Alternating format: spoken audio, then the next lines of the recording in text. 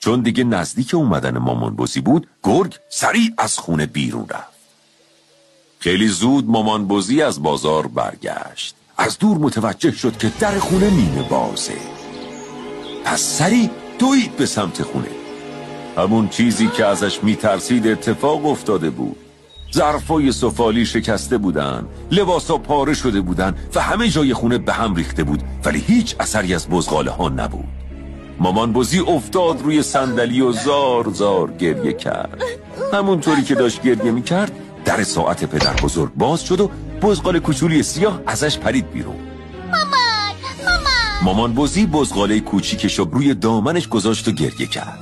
خدای من، چه اتفاقی افتاده؟ خواهر برادرم کجا؟ خیلی وحشتناک بود. آقا گرگ اومد و همه خواهر برادر رو بخور. ولی من که بهتون گفتم در رو باز نکنین و چطوری بفهمین که گرگه یا نه؟ بزغاله کوچولو همه داستان و حقه‌های گرگو برای مادرش تعریف کرد. گریه نکن عزیزم. گرگ، تو بچه‌های معصوم منو گول زدی.